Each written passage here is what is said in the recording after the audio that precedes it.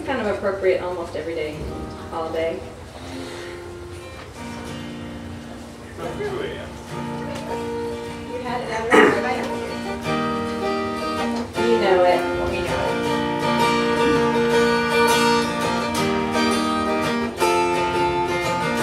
Another turning point, a fork stuck in the road. Time grabs you by the wrist, directs you where to go.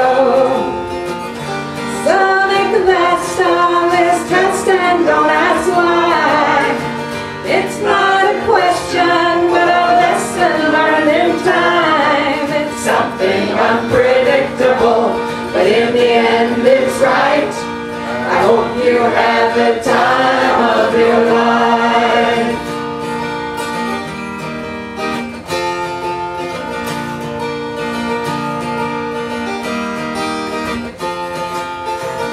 So take the photographs, the still frames of your mind. Hang it on a shelf in good health and good times. Tattoos of memories and everything's on track. For what it's worth, it was worth all the while. It's something unpredictable, but in the end it's right. I hope you have the time of your life.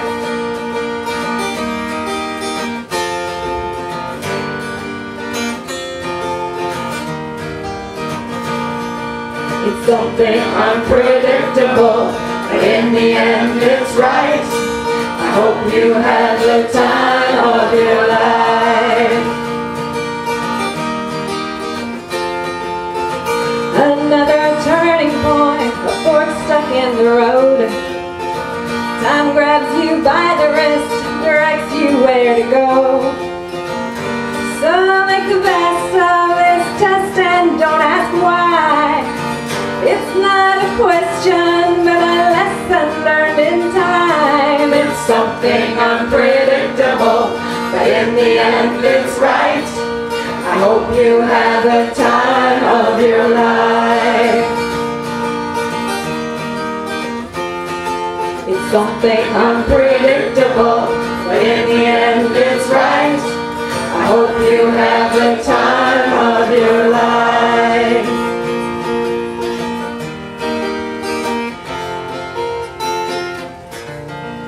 So we normally have a skit at this time, and instead this week we're going to have story time with Mary. It was interesting as Scott was looking for ideas for a skit. I felt inspired. I've been trying to practice my storytelling skills, and I felt I actually had 3 stories that instantly came to mind that would be perfect for today's subject, so I volunteered. All right, so as the skit helps us to get a different perspective in life, I have 3 stories this morning to tell you. And the first one, how do I start? Is of a woman. She was about 45 years old, and Scott and I met her about 5 years ago. And when we met her, we were out on tour, and we were helping people. We were doing hypnosis sessions, psychic readings, healing, anything that we could do to help raise people up, help to inspire them, to give them the keys or the things that they needed in life. And we were approached by a friend of ours who said, I know someone that really could use some help, some inspiration, some hope. Would you mind working with her? And of course, we have big hearts. You know, let her know, we're available, come on in whenever she's ready. And she did. And she came in, and I remember the first time I saw her, she was about 45 years old, very thin, and she was scared, she was shaking. And my heart just went out to her, and I said, how can we help you? And she told us a little bit about her life, and she said, I've lost all hope. I've lost my daughter, she died a couple of years ago. I don't have a home, I live on the streets, and I'm on drugs, and I can't seem to get the strength to improve my life. And I said, well, let's see what we can do. And after working with her subconscious, helping her to connect with spirit, connect with hope, connect with her daughter, And Scott and I both worked with her. And I thought, what will this woman do? Here's a turning point in her life. What will she do with it? And it made me very sad to see someone slip that far down. You know, everybody has their boundaries. Everybody has their low of how low they'll let themselves go before they make a change. And for her, that was pretty low. And I was thinking, you know, but how high can she go? You know, everybody has the ability that we are limitless and the possibilities of what we're able to accomplish. And so after seeing her, just kind of wondering what would happen, it was maybe 6 months later, we ended up running into this woman again. And she came in and she said, "You won't believe how my life has changed." She said, "I am now clean. I have hope. I feel connected again with the community. I have a job. I have an apartment. And my life is completely different." And my heart just went out to her. It just sang of how high she had rose in such a short period of time. And the next time we saw her, and every time we go back, I always make it a point to see her, this woman, because she has so inspired me of what you can do and how you can change your life. You always have that ability, and it's open to you. So this last time that we saw her, she had a car, she was driving, she was going on a vacation, she was having a family reunion, seeing her family, and her life, her energy, her whole being, you would never, I barely recognized her. If I would have known who she was, I wouldn't have known who she was. So that's the story number one. So that's one perspective in life, where we let ourselves slip away. The next story, as we let ourselves rise, is of a man that actually lives in our neighborhood. And this man had a family, had three girls, was married, and one day his wife up and left. And he was left with 3 girls to care for, a house payment to make, and lost his job. And every day, the neighborhood would rally around this man and say, what an inspiration. His attitude has not gone down. He is striving every day to make the best of what he can and doing what he can with what he has. And each week, you know, the bills would pile up, and at one point he was on the point of losing his house, with losing his jobs, having these 3 girls to take care of. And everybody's like, what is he going to do? What is he going to do? And he'd go through each day saying, I don't know, but I just take one step at a time. And each day I know that it's going to get better, and it's going to get better. Well, long story short, not too long after, this man ended up winning the lottery. $500,000 out of the blue came to this man. And it was like, it was just such a huge boost in his whole life of what could happen. And he had the faith. He had the attitude of, I know it's going to be okay. Yeah. So that's story number 2. So that's a different perspective. When we do all that we can and just trust in God, that He'll take us to the next level, however that's going to happen. And the third story that came to mind was one that I heard this week, and it was about the Olympics. And this story actually started out on a high. There was no low point. This man, what was it, 20, 30 years ago? It was way back when, 1940s, I think. And this man was going to college, and he was extracurricular activity. He decided to be on the track team. And the first time he ran the mile, he was, what was it? I think it was like 4.5 minutes, close to between 4 and 4.5 minutes. And they always called it the 4-minute mile. And he was like, why do they call it the 4-minute mile? You know, there's got to be a higher level. It's just you're running a mile. Why does it have to be 4 minutes? And so this man made it a personal challenge because he knew inside he could do it under 4 minutes. He took on that personal challenge in life and said, I know I can do it. I know I can do it. I can do this. And for years he practiced and practiced and practiced. And nobody could ever beat that 4 minutes. And he went to the Olympics and no one made it. but he still, on his own, would practice. And one day, it was a rainy day, he said, it's not even the right day for this. Why are we even having this race? But it was an official race, and he said, I'll do my best, because if this is the day that it's going to change, I don't want to miss it. And he ran it, and he ran it, and he made it under 4 minutes. And from that day forward, that mile has always been run under 4 minutes.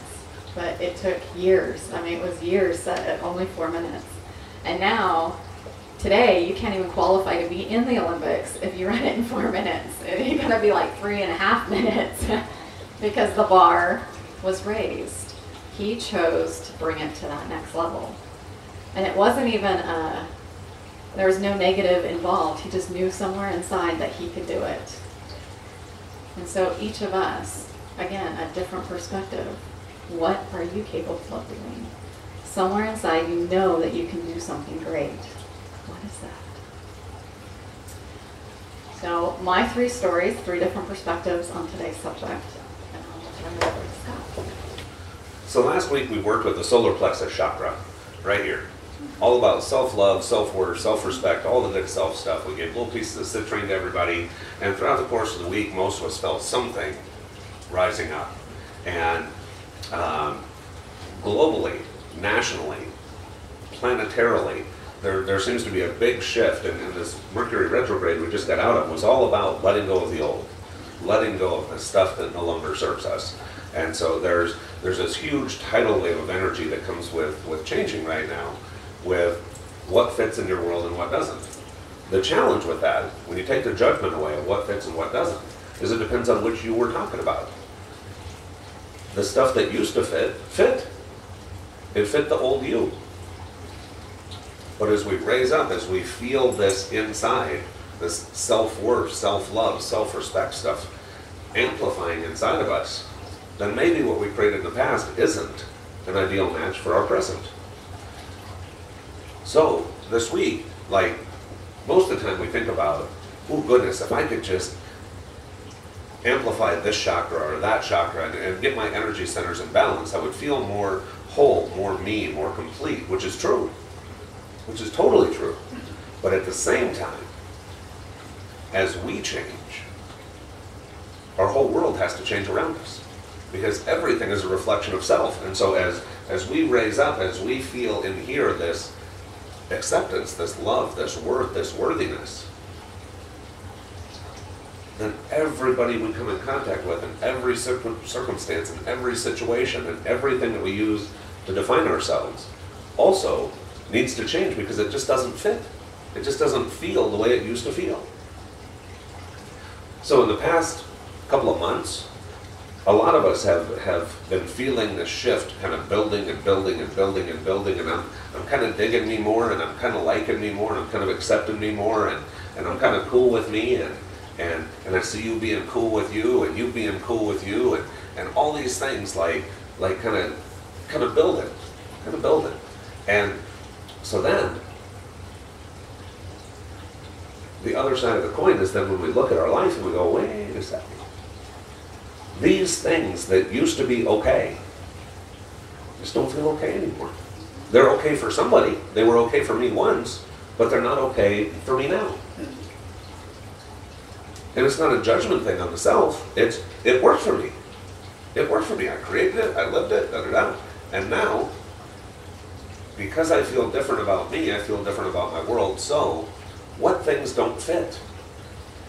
And most of us here in the last couple months have found ourselves almost making lists, be it mental or spiritual, energetic, physical, going, ooh, I don't like the way that I feel in this situation. It just doesn't, this isn't happy for me anymore, this circumstance, this thing, it just doesn't fit anymore. There's nothing wrong with that. That's a good thing. Because as we look at the things that no longer fit, that no longer match us, it'd be like looking in that big mirror right there and seeing somebody else staring back at you. Oh, how'd that happen? Right? Well, when they say that you change the room just by showing up, I say that varies a lot with which you shows up. Which version of yourself. And which version of yourself do you habitually embrace? Now we've all had, as the cycles and the waves of energy go, we've all had the times that we had something to learn from the way down and something to learn from the way back up, and we had something to learn by how we viewed ourselves.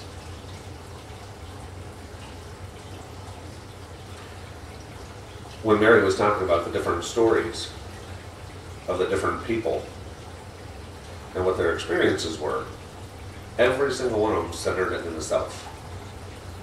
Now, it's not self from an ego standpoint of, I am better than anybody other than the me of yesterday. If I am better than the me of yesterday, then I'm on my right path to get to where I'm going. It has nothing to do with, comparatively speaking, that you are better than you, or better than you, or better than you, or better than you. No, that's not it. We're all God's kids, and therefore we're all equal. We're all amazing spirits. It's like the movie Aladdin with Genie, his wonderful, powerful spirit, itty bitty living space. It's like that. We're all these great big spirits, and as such, all equal. But if the person I am today, I like more than the person I was yesterday, if the same is true with you, then at some point, the outside world has to change. And so there's this big change right now, like with moving all this energy from the root chakra down here, going up to the solar plexus chakra. There was so much collectively, not just in this church or in Florida or in Brevard County or in America or in the world, but there was so much uncertainty a few months ago. And there still is. It's kind of on the tail end of that uncertainty plane right now. But when we're in uncertainty, we throw a lot of our energy down in the root chakra because that is survival stuff. I can survive. Survival has nothing to do with like it, don't like it. It's just I can find tomorrow. And as we started to shift over the last couple months and move that energy from beyond just survival to I'm cool with me, I love me, I'm worthy of good stuff. When just one of us does it, that's one thing, but when a group of us do it, that's something else. But when a community of us do it, that's something else. But when a country of us do it, but when a world of us do it, it's like collectively in the last couple of months, you could hear the world saying, enough. Enough. I'm done being scared. I'm done being this. I'm done being that. I'm done being uncertain. I'm done being... I matter. And the only way I can be of service to other folks is if I can be service to myself first. I can only give what I have. I can only teach what I know. And if I'm down in the quicksand, it's going to be really difficult for me to save you in the same quicksand. But if I pull myself out of the quicksand, I can hand you a stick. And so that's why this self-love, self-worth stuff is so important, and this is why this shift is going on. Now, you may have noticed things in your own world here in the last couple months. Dude, my job doesn't fit anymore. I love my job. I want a new job. Or this place, this house that I used to love just doesn't quite fit anymore. I think I want this different house. Or I want to improve this house. Or a car. Or a wardrobe. Or a family. We can take two and make them three. We can, there's all these things that seem to be changing right now. And they're changing in really good ways. But at the same time, they can be spooky ways because we don't know the how. And our ego minds want to know the how. I know it's changing, I know that this stuff doesn't fit, I know there's new stuff that does fit, and I want this better stuff that's more in alignment with who I am and how I value me. But I don't really know how to get there. And it's all about the little steps. The little baby steps. And the great big scary oh goodness steps. All of which are subjective, all of which are in the mind. All of which are in the mind. When we look at the things that are going on with how do I value me? How do I define me? Do I define myself by my job or my title? Different times we all do. People say, so, who are you? I'm Scott. What do you do? I'm a minister. Okay, now I can put you in a box. What do you do? Oh, I'm a CEO of a corporation. Oh, you make lots of money. I wonder if you're hired. We judge ourselves, we identify ourselves by our jobs, by our work, by our income, by our neighborhood, by our house, by our car, by our clothes, by our perception, by our appearance, by all these things, and then also, at some point, we begin to identify ourselves by our freedom. And we say, am I in control of my life? Am I working with God and doing what I feel called to do in any moment? Or is this other thing that I've given my power to in control of my life? That I have to be here and do this at this time for this long, whether I like it or not? Or am I free to say, I really want to do this thing and I'm really passionate about this thing. And if I could just make a living doing this thing, then I would identify myself in a different way than I did when I punched the time clock or when I got the, whatever the thing is. For all of us, it's always different. It's different for all of us every single day. But the difference is, going back to the first song that we opened up with, help me remember who I am. Help me to trust in the master plan. And also give me the courage to take the steps, whether little bitty steps or great big steps, that I know inside that I need to take. Nobody else needs to take them. Nobody else even needs to know about them. But there's this thing inside that's been just tugging on me to do. And right now there are folks making really big changes. We know folks who are in the process of moving from one house to another, who are moving from one state to another, who are changing professions from like 180 degrees, different kind of professions. We know folks who are redefining their life, redefining what parenthood is, or what retirement is, or what this is, or what health is, or what wealth is, or what prosperity or abundance or friendship or relationship or love or how I spend my day. There's great big things that most of us are either already started, we're right on the precipice of, or we've already made the choices and now we're just, woo, kind of watching it, just, wee, seeing where it goes next. All of this is not only in divine timing of the energies of the entire planet, but also completely in alignment with what we've been doing here for the last couple months, with moving that energy from the root chakra up to the self chakra, now moving it up to the heart, into the communication, the intuition, and into the spirit, and then reconnecting that with all that is. But as the earth exhales, it comes all the way up through us and nourishes the heavens. And as the heavens exhale, it comes all the way through us and nourishes the earth. And we become these antennae, if you will, between Father God and Mother Earth, between this energy and that energy, realizing there's a part of us in all of that. But also realizing that we've taken life maybe too seriously in the past. Maybe a little bit too seriously. We watched a movie this week,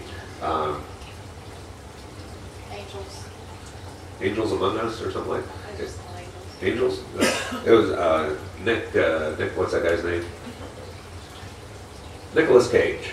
Oh, yeah. Nicolas Cage, Meg Ryan, it was from a while ago, Yeah. where the guy was an angel and then he was, and decided to give up being an angel to be a human, and he met this guy. What was that guy's name? Yeah, okay, you're not helping me.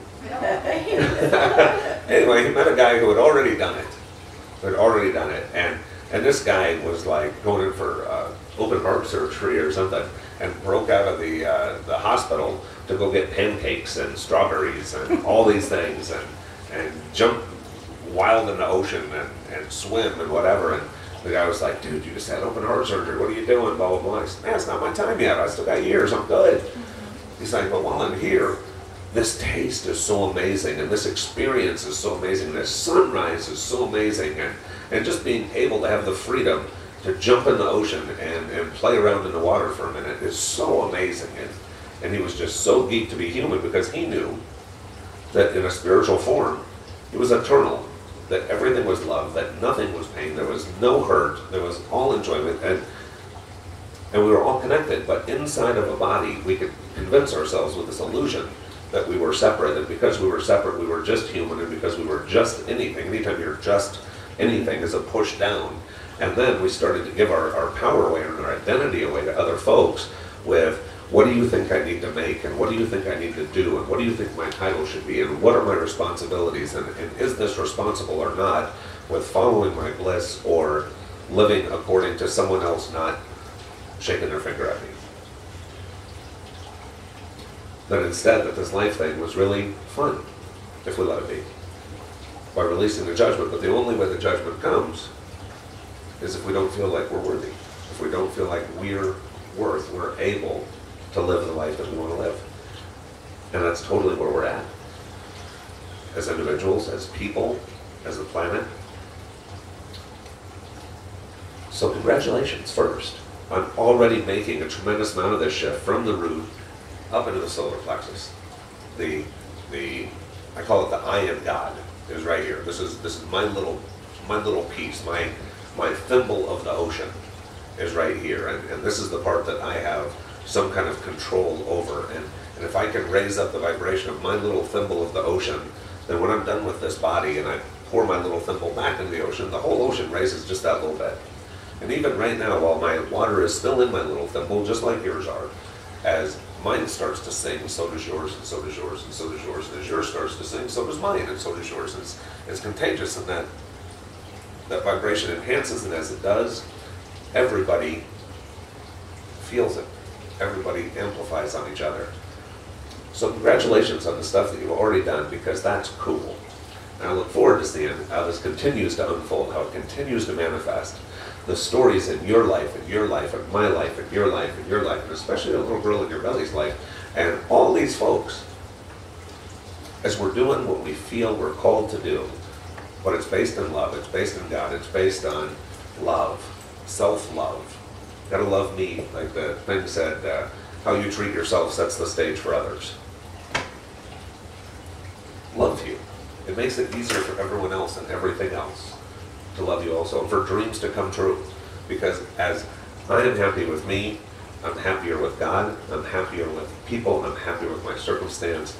And so right now is that time of just letting go of that thing that we knew and reaching for that thing we've been dreaming of. The connector part between the two is this part. So I'll turn the time over to Mary and let her help us with a meditation that will increase all of these things. Thank you.